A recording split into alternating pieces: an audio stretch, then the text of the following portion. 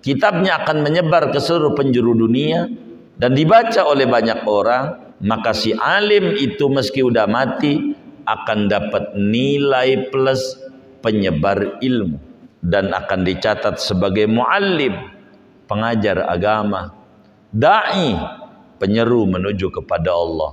Man an'asa lisanu haqqan, siapa orang lidahnya dilancarkan oleh Allah ngomongin kebenaran, apalagi omongannya dibukukan lalu diamalkan oleh orang sesudah matinya, maka dia dapat ganjaran kayak dia yang mengajarnya.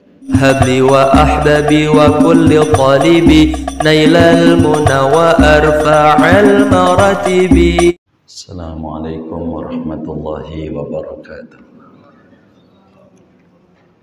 Bismillahirrahmanirrahim. Alhamdulillahi rabbil alamin. Salatu wassalamu ala sayyidina Muhammadin wa ala alihi wa sahbihi ajma'in. Allahumma inna nastahdika li arsyadi amrina wa zidna ilman yanfa'una. Qala al-imamul muallif rahimahullah wa nafa'ana bihi wa bi barakati ulumih wa ghafara lahu wa limasyaikhihi wa limasyaikhina amin. Wa rubbama qala al-qailu mimman la yaqilu al-kutubu katsiratun wa fiha ghunyatun wa kifayatun wa la faidata fi tasnifil kutubi fi hadzal zaman. Terkadang berkata oleh orang yang berkata daripada orang yang tidak berakal. Adapun kitab-kitab yang dikarang ulama kasiratun, yaitu banyak sekali. Wa fiha, dan pada kitab-kitab tersebut, ghunyatun, yaitu cukup, wa kifayatun, dan memadai. Tidak perlu ngarang kitab lagi. Wala faidata, dan tidak ada gunanya fi tasnifil kutubi, pada mengarang kitab-kitab, fi hadzal zaman, pada zaman ini. Fahadzal qailu, maka adapun ini orang yang berkata, in asaba fi qawlihi, sekalipun benar ia pada ucapannya, inna fil kutubi gunyatan wa kifayatan, sesungguhnya pada kitab ulama itu sudah cukup dan memadai. Faqad akhta'a fi qawlihi, maka sungguh ia tersalah pada ucapannya. Wala faidatan litasnifi fi hadzal zaman, tidak ada faedahnya bagi mengarang kitab pada ini zaman. Li'anna lil qulubi mailan bihukmil jibillati ila kulli jadidin, karena bahwa bagi hati manusia itu ada kecenderungan dengan hukum karakter kepada tiap-tiap yang baru. Wa aidan, lagi pula, fallahu yuntiqu ulama kulli zamanin bima yuwafiqu ahlahu, maka adapun Allah, yaitu menuturkan oleh Allah akan ulama-ulama tiap-tiap zaman dengan sesuatu yang sesuai dengan ahli zamannya. Wattasanifu tablughul amakinal ba'idata, adapun karangan-karangan kitab itu dapat sampai akan tempat-tempat yang jauh. Watabqa ba'da mautil alim, dan langgeng kitab karangan itu sesudah kematian si alim. Fayahsulu lahu bidzalika fadlu nasyril ilmi, maka hasil bagi si alim dengan demikian itu karangan oleh fadilah menyebarkan ilmu. Wa yuktabu mualliman da'iyan ilallahi fi qabri, dan dicatat ia sebagai muallim lagi penyeru menuju kepada Allah di kuburannya. kama qala Rasulullah sallallahu alaihi wasallam, sebagaimana bersabda Rasulullah sallallahu alaihi wasallam, man an'asa lisanuhu haqqan yu'malu bihi min ba'dihi ujriya alaihi ajruhu ila yaumil qiyamah. Barang siapa membangkitkan oleh lidahnya akan kebenaran yang diamalkan dengannya dari sesudah kematiannya, maka diberikan atasnya ganjarannya sampai hari kiamat. Wa qad sammaitu hadhihi risalata al-musyara ilaiha risalatal muawanati wal muzaharati wal muazarati lirraghibina minal mu'minina fi suluki tariqil akhirati. Dan sungguh memberi nama oleh aku akan ini risalah yang diisyaratkan kepadanya dengan nama risalah al-muawanah, saling tolong menolong, wal mudaharati, dan saling bahu membahu, wal muazarati, saling bantu membantu, lirraghibina, bagi orang-orang yang cinta, minal mu'minin, daripada orang mukmin, fi suluki tariqil akhirah, pada menempuh jalan akhirat. As'alullah ta'ala an yanfa'ani biha wasairal mu'minin. Memohon oleh aku akan Allah Ta'ala agar bahwa memberi manfaat oleh Allah akan daku dengan risalah ini dan juga seluruh orang-orang mukmin. Wa an yaj'ala jam'i laha wa'tina'i biha wa bita'lifiha khalisan liwajhil karim, dan bahwa menjadikan Allah akan karanganku bagi risalah ini dan perhatianku dengan risalah ini dan dengan susunan risalah ini murni bagi zatnya yang pemurah. Wa hadza awanul ibtida'i, adapun ini yaitu waktu memulai, wa billahi taufiqu, dan dengan Allah yaitu pertolongan. Fa aqulu musta'inan billah, maka berkata oleh aku padahal memohon pertolongan kepada Allah, wa mufawwidan ilaihi, lagi tafwid menyerahkan diri kepada Allah, wa sa'ilan minhu, dan padahal memohon daripada Allah, an yuwaffiqni, agar bahwa memberi taufik oleh Allah akan daku, li isabatis shawabi, untuk menepati kebenaran, fin niyati, pada niat, wal a'mali, dan amal, wal aqwali, dan ucapan.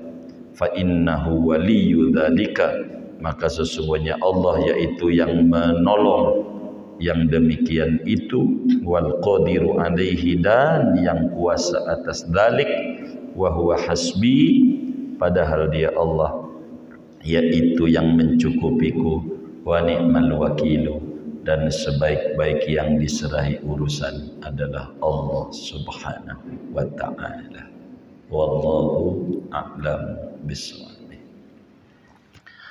Saudara sekalian yang mulia, malam hari ini kita akan membahas penutup penghantar daripada Imamul Haddad di dalam mengarang kitab Risalah Muawanah ini. Masih muqaddimah, tapi penutup muqaddimah, sehingga pertemuan mendatangnya kita akan memasuki awal wasiat beliau, karena memang muqaddimahnya cukup panjang yang diungkapkan oleh Imamul Haddad kepada kita bersama. Imamul Haddad pada menutup penghantar beliau ini ada 3 paparan. Yang pertama menjawab kritikan, dan kedua judul daripada kitab ini, dan ketiga adalah permohonan yang beliau minta kepada Allah di dalam menyusun kitab ini. Kata Imamul Haddad, namanya manusia al-insan baina fariqaini. Manusia itu saudara dihadapkan antara dua orang.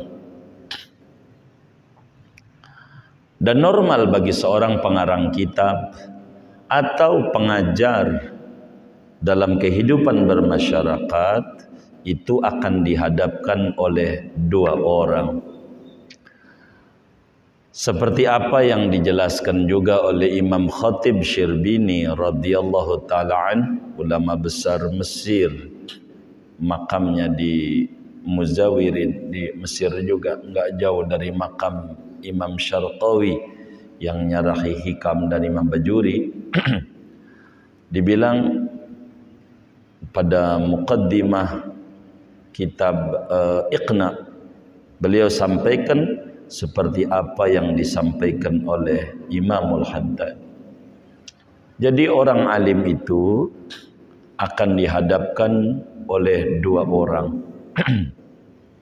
Yang pertama, imma alimun munsif, bisa saja akan bertemu dengan orang alim lagi yang insaf, yang tulus, yang jujur, yang menempatkan sesuatu pada tempatnya. Dan bisa saja akan jatuh kepada jahil muta'annid, kepada orang yang sebetulnya tidak alim dan dananya alim tapi tidak alim, tapi rewel orangnya. Sehingga bila jatuh kepada orang alim yang insaf, maka bila ada kekurangan ditutup kekurangan itu dan menyadari bahwa al-insan la yakhlu anil khata wa nisyan. Manusia biar sekelas ulama tetap saja ada tersalahnya, namanya manusia. Sehingga kesalahan itu tidak dilihat, karena yang besar yang dilihat adalah kebaikannya. Berbeda dengan al-jahil al-muta'annid, orang yang tidak alim tapi rewel, sehingga yang akan dilihat adalah kekurangannya. Kebaikan yang begitu banyak tidak bisa dilihat karena tertutup dengan ainus sukhti. Jadi orang itu akan dihadapkan oleh dua, ada ainur ridha, ada ainus sukhti, ada pandangan cinta, ada pandangan benci. Kata punjangga Arab menyatakan, wa ainur ridha an kulli aibin kalilatun walakinna ainas sukhti tubdil masawiyah. Pandangan cinta itu akan menutup mata dari segala kekurangan, sementara pandangan benci akan membeberkan berbagai kesalahan meski tidak salah. Dan ini hidup namanya. Imam Haddad pada malam hari ini akan menyoroti bagaimana bagi orang yang berpandangan negatif dengan kitab yang beliau karang. Maklumlah beliau orang buta, kadang manusiawi. Orang buta bisa apa, barangkali begitu. Ada, manusialah, normal. Dan beliau akan menjawab ini bila ada kritikan kayak begitu. Kata beliau, bila orang yang tidak berakal artinya tidak memahami, bukan orang gila, tapi jahil muta'annid namanya, nanti akan berkomentar kitab saya ini akan jatuh di tangan orang yang punya pandangan keliru. Pasti dia bakal berkata begini, kitab itu banyak, enggak perlu ngarang kitab. Mau ngapain ngarang kitab? Kitab ini udah seabrek di jagat raya ini. Padahal itu pada tahun 1100 Hijriah. Imam Haddad kan abad 12, sekarang abad 14, zaman itu. Kitab itu udah banyak. Berbagai disiplin ilmu, termasuk ilmu suluk, ilmu tasawuf. Banyak. Udah dikarang oleh ulama-ulama yang kalibernya kutub. Banyak. Imam Abdul Wahab Asy'arani, Imam Ghazali, dan banyak lagi. Ulama sudah mengarang kitab-kitab tentang suluk, tentang tasawuf. Dan di kitab mereka itu udah cukup. Udah memadai. Ngapain harus ngarang-ngarang kitab lagi? Pada zaman ini ndak usah ngarang kitab. Udah cukup sama kitab ulama-ulama terdahulu.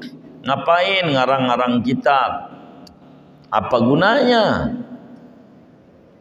Bila kritikan itu begitu, maka Imam Haddad akan menjawab kritikan. Dan ini penting bagi kita. Nanti saya berbicara filsafatnya dari kalam Imam Haddad, karena ini adalah modal bagi kita orang hidup. Kata Imam Haddad, bila ada orang mengkritik begitu, buat apa ngarang kitab? Orang kitab udah banyak. Dari kitab yang ada aja belum kebaca. Ngapain ngarang-ngarang kitab lagi? Kata Imam Haddad, omongan itu kami akan bedah, kami dudukkan pada porsinya. Omongan itu ada benarnya, ada salahnya. Mana benarnya? Kitab yang dikarang ulama banyak, dan kitab itu cakep-cakep, memadai untuk kita suluk kepada Allah. Ini omongan benar. Kitab yang dikarang ulama itu benar. Buat suluk cukup. Itu benar omongan itu. Kita tidak bantah. Tapi omongan itu separohnya salah. Dengan kalimat enggak ada gunanya ngarang kitab di zaman ini. Enggak ada faedahnya. Ini salah. Di mana salahnya? Hati manusia itu memiliki karakter akan cinta kepada barang baru. Karakter manusia itu kullu jadid ladzid. Setiap yang baru itu asik. Begitu. Ini sudah menjadi karakter manusia. Karakter manusia itu akan cinta kepada yang baru, yang selera dengan dia. Begitu. Sehingga ketika saya mengarang kitab, kata Imam Haddad, nanti ada ketemu orang-orang yang demen untuk suluk kepada Allah melalui jalur saya. Ini karena ada karakter namanya. Nah, begitu. Itu jawaban pertama. Yang kedua, kata Imam Haddad, Allah tuh punya adat akan mengangkat orang dalam setiap zaman ulama. Maka Imam Haddad nih namanya mujaddid, abad 12. Ulama yang akan berbicara kepada masyarakat sesuai dengan kondisi masyarakatnya. Sehingga ketika mereka di zaman sastra tinggi, di zaman itu, maka akan berbicara sastra tinggi. Karena Allah punya adat, kebiasaan mengangkat ulama yang sesuai dengan audiennya, dengan masyarakat di zamannya. Ketiga, kitab yang dikarang itu akan awet karena ilmu dibukukan dan bisa saja menyebar ke seluruh penjuru dunia. Dan ini kan mujabud dakwah. Imam Haddad terijabah. Kitabnya nyampe Indonesia, nyampe Afrika, bahkan diterjemah dalam bahasa Inggris, ada yang diterjemah bahasa Perancis, bahasa Belanda, Jerman, banyak. Dalam berbagai bahasa, lebih dari 30 bahasa itu kitab Imam Haddad diterjemah. Artinya, karangan beliau itu mencapai ke seluruh penjuru dunia. Apa yang beliau omongin benar adanya. Namanya mujabud da'wah, wali, udah kebaca. Dan kitab itu ketika si alim mati masih ada, masih terbaca. Bila itu poin nomor 3 ini, kitabnya akan menyebar ke seluruh penjuru dunia dan dibaca oleh banyak orang, maka si alim itu meski udah mati akan dapat nilai plus penyebar ilmu.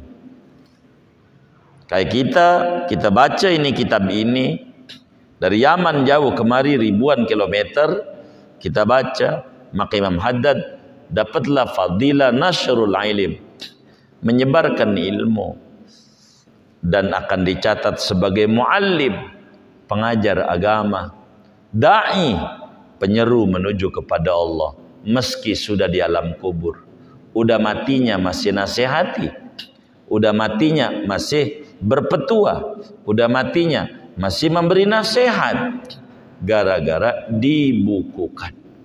Dan ini sesuai dengan hadis yang diriwayatkan oleh Imam Ahmad bin Hanbal di dalam kitab musnadnya dari Sayyidina Anas bin Malik radhiyallahu ta'ala, man an'asa lisanu haqqan, siapa orang lidahnya dilancarkan oleh Allah ngomongin kebenaran, apalagi omongannya dibukukan lalu diamalkan oleh orang sesudah matinya, maka dia dapat ganjaran kayak dia yang mengajarnya. Itu begitu. Mengajarnya. Ini nih kalau dilarikan nama kita sama teman-teman yang ngaji ini di At-Tahiri ini, begitulah saudara. Saudara bikin majelis, bisa ratib, bikin majelis ratibul Haddad. Judulnya apa kek? Bikin aja majelis ratib. Nanti bakal timbul pertanyaan, ini jawabannya. Buat apa ente bikin majelis ratib timbang ratib? Yang ada juga banyak tuh majelis zikir. Nggak perlu ente bikin majelis ratib lagi. Ini dijawab, emang majelis ratib banyak. Begitu. Itu nggak salah. Begitu. Kalau nggak perlu bikin majelis ratib lagi, keliru, karena tiap orang itu ada komunitas. Nggak apa-apa, kita bikin dengan komunitas kita. Baca aja, maka kita mendapatkan faedah, ganjaran, mengajak orang untuk zikir kepada Allah, gede ganjarannya. Nggak apa-apa. Jangan kita berkata buat apa bikin majelis ratib lah. Jangan. Gitu. Kita bisa. Apa komunitas anak pang, apa komunitas anak apa namanya konveksi, apa aja, semuanya ada faedahnya. Jangan takut. Mengarang kitab begitu, mengarang kitab biasa. Buat apa ngarang-ngarang kitab? Nggak ada gunanya. Ini namanya keliru. Tiap orang ada zamannya. Jadi saudara nggak perlu takut. Kayak dagang saudara. Buat apa saya bikin konveksi lagi? Konveksi aja sabrek di Kampung Baru. Buat apa saya bikin konveksi? Lah beda-beda. Kita punya komunitasnya, ada pelanggannya istilah kata. Ada. Nggak bakal tertukar rezekinya. Nggak perlu takut. Nggak perlu takut. Begitu. Kalau begitu kita nggak hidup. Kalau begitu, buat apa saya nikah, udah banyak kok yang nikah, ya modal. Begitu. Enggak begitu. Karena kita tuh bersaing bukan dengan orang lain, tapi bersaing tuh sama diri sendiri. Lihat pelari maraton. Kenapa dia hebat? Karena di otak dia garis finish. Enggak pernah ngiri kanan sama kiri, apalagi ngiri yang duduk di tribun.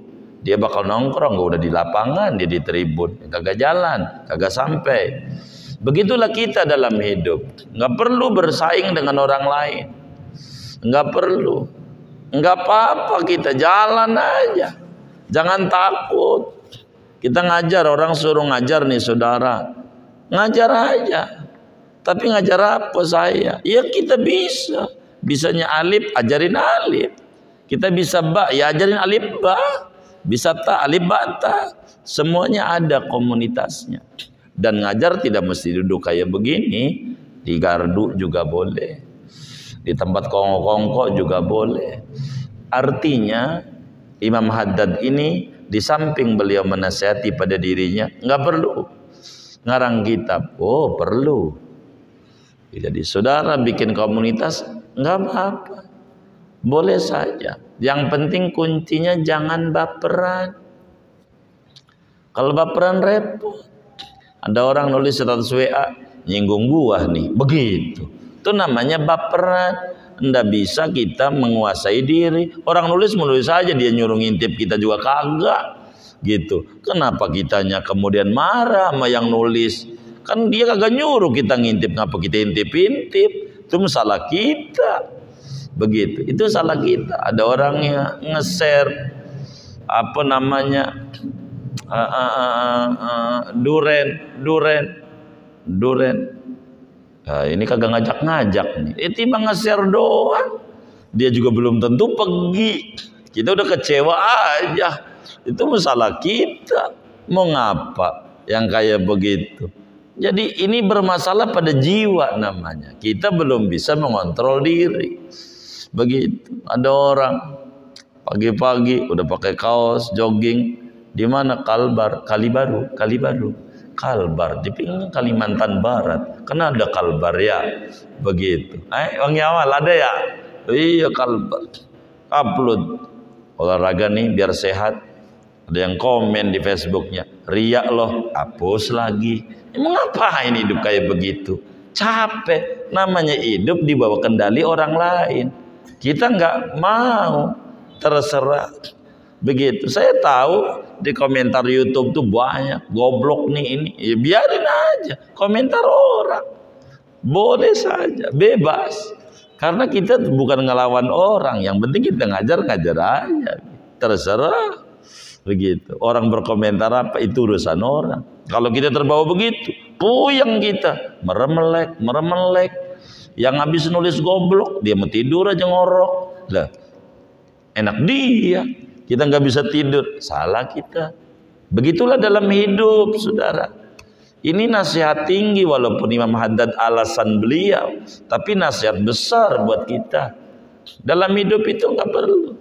Ada yang nyinyir, biarin. Mulutnya berarti kita masih hidup begitu. Yang nyinyir pasti hidup. Kalau udah masuk TPU Joglo nggak bakalan dah, ya kan? Begitulah hidup. Jadi komentar orang itu urusan orang. Kita harus bisa mengendalikan hati kita. Kata Imam Haddad, buat apa itu ngarang-ngarang kitab segala macam itu? Kitab udah banyak, ulama karang itu juga luar biasa. Nggak perlu zaman sekarang kitab. Oh, kalimat pertama benar. Itu kita ulama tuh luar biasa. Tapi kalau dikata nggak ada gunanya, salah. Sebarang baru itu ada karakter orang akan demen dengan barang baru, sama normal manusiawi. Begitu semuanya ada, dan kita harus bisa dewasa begitu mensikapi sesuatu. Kalau enggak dewasa bakal pegel. Saya pegel nih ditinggal di kampung ini nih, ngomongin gue mulu, gue pindah juga nih. Kalau masih bergaul sama orang, masa dia ngomongin, pindah lagi, masa dia ngomongin, gitu. Jadi kalau pengen gak diomongin, bergaul sama orang tanah kusir, diem wahnya.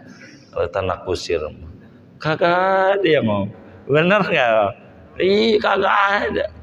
Orang baris ngadep kiblat, tanah kusir. Begitu. Kalau orang hidup ya begitu. Begitu. Ada aja yang ngomongin.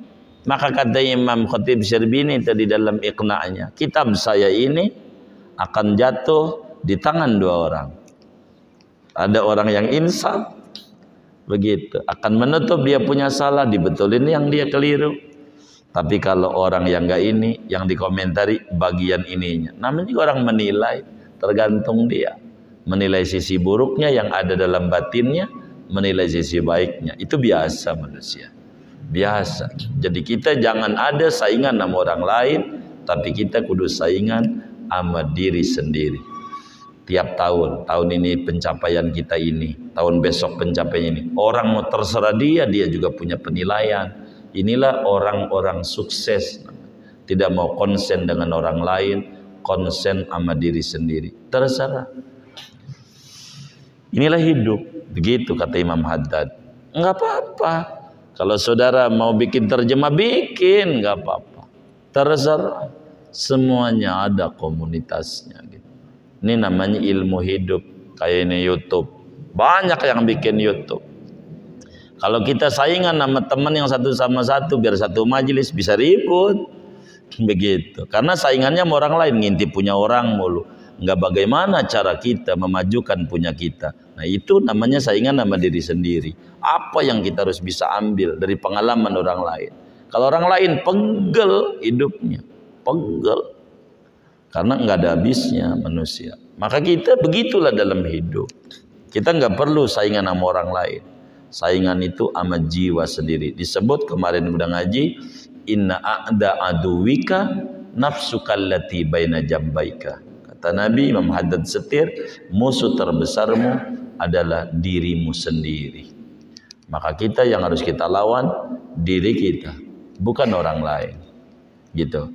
Tidak boleh kita saingan dengan orang lain, capek kita. Begitu. Kalau saudara dagang, saingan sama pedagang lain, salah. Kita saingannya sama diri sendiri. Itulah pesan Imam Haddad. Semuanya ada manfaatnya. Ada manfaatnya. Ada tukang mabok, kalau kita yang nasihatin tukang mabok, marah dia, kita nggak kenal. Tapi kalau kita kenal teman dia, sambil dielus, diajak ngobrol, gampang nasihat masuk, mudah, maka kita termasuk da'i. Ud'u ila sabili rabbika bil hikmah. Termasuk wada'iyan ilallahi bi'idnihi wa sirajam munira. Ini penting. Jadi jangan takut. Saudara nulis aja status malam Sabtu ngaji di Gausulibat Kampung Baru. Ada yang komen, mau jadi ustadz nih, hapus lagi. Ya, mau ngapain? Justru dengan ditulis. Ada orang ikut ngaji 3, dapat ganjaran 300. Dia dongengin sama bininya. Mana bininya 4 lagi? Lah kan banyak satu orang 4. Kan 12 lagi. Banyak ganjaran. Jadi kita itu jangan mau dikendalikan oleh komentar orang. Kita harus mau mengendalikan komentar diri sendiri dengan jiwa. Nantinya kita nggak bisa nulis apa-apa. Kalau kita pengen hiburan, nulis hiburan. Kalau kita menulis nasihat, kali nasihat kita ada yang ngambil, dapat manfaat. Begitulah hidup. Sayang, daripada isinya keluhan, statusnya lapar gue, mana kenyang. Ketoprak tuh depan masjid, kayaknya ada ketoprak. Begitu. Makan aja, jangan ditulis di status. Jadi hidup jangan baperan. Orang nggak tahu, apalagi dalam satu grup ya dia tahu kagak. Kadang nge-share aja dia juga kagak baca. Lihat dari judulnya aja dia demen, share aja, kagak tahu isinya apa. Ya biasa manusia beda-beda. Anas ajenas. Maka hidup itu bakal capek. Kalau kita terombang-ambing oleh orang lain, begitu. Capek. Yang bakal bikin capek kita begitu hidup. Biar kita jiwa terus berjalan menuju kepada Allah Subhanahu wa taala. Inilah pesan Imam Haddad. Jadi saudara, kalau bisa bikin kecil-kecilan majlis surat kahfi, bikin majlis surat kahfi. Yuk kahfian. Gitu. Majlis tadarus Quran bikin. Enggak apa-apa. Bagus. Boleh bikin bendera, enggak apa-apa. Silakan saja, begitu. Bikin umbul. Karena semuanya ada komunitas. Ada komunitas. Biasa dalam hidup. Itu begitu. Nah, pesan Imam Haddad itu yang bisa kita ambil, bila saudara mau bikin majelis, bikin, nggak apa-apa, nggak perlu takut, capek, karena semua hakikatnya adalah Allah. Maka libatkan Allah dalam segala hal, termasuk mengarang kitab, kata Imam Haddad. Karena itu kata Imam Haddad, 3 alasan saya mengarang kitab ini meski diprotes sama orang. 1, hati manusia ada kecintaan kepada barang baru. Maka meski yang saya karang ini isinya dari Ihya, tapi ada orang yang tidak melihat Ihya Ulumuddin, tapi ngaji Risalah Mu'awanah, ngaji Nasruddiniyah, udah cukup. Karena sama ujungnya Ihya juga. Begitu. Kedua, Allah itu bisa menyampaikan kebenaran lewat lidah setiap orang. Ada komunitasnya, ada masanya, ada zamannya. Itu biasa. Tiap orang begitu. Enggak apa-apa. Begitu. Ketiga, karangan kitab itu bermanfaat. Kita mati masih dibaca sama orang, maka seakan-akan kita yang mengajar. Itu kayak begitu. Ini penting. Jangan tidak. Hidup tuh begitu, saudara. Kemudian kedua, apa nama kitab ini? Dikasih nama oleh Imam Haddad Risalah Al-Mu'awanah. Jadi kitab ini hanya wa ta'awanu 'alal birri wat taqwa wa la ta'awanu 'alal itsmi wal udwan. Jadi hanya membantu aja. Bahasa tawaduknya beliau, bantuin orang mukmin yang pengen suluk dekat sama Allah, pengen selamat dunia akhirat. Saya cuman membantu doang, bukan ngajarin. Itu kan bahasa tawaduk beliau, bantu doang.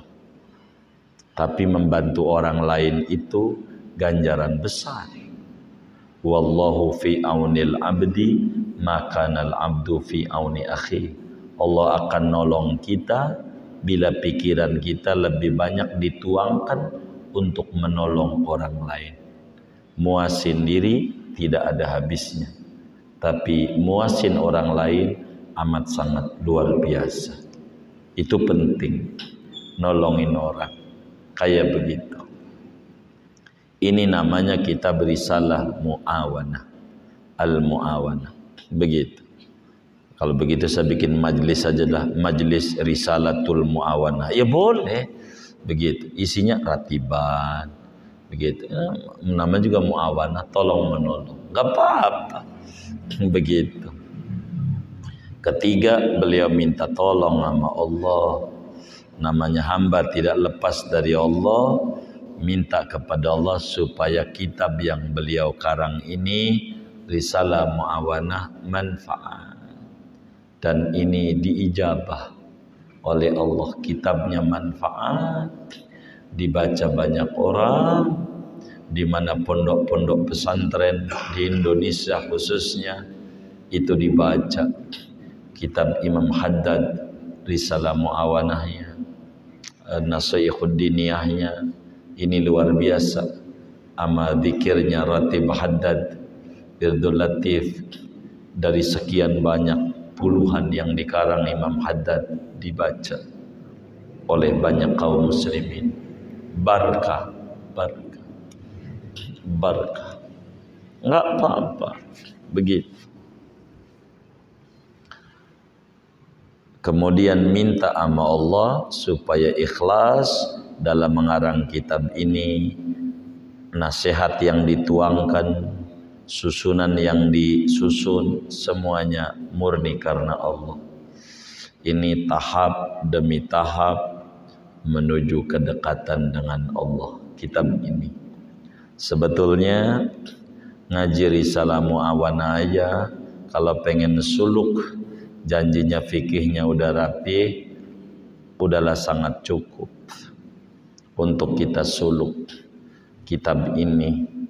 Begitu, karena kitab ini mendidik cara-cara kita hidup, suluk kepada Allah, menempuh jalan-jalan yang ditempuh oleh para wali-wali Allah untuk menuju keselamatan dunia dan akhirat.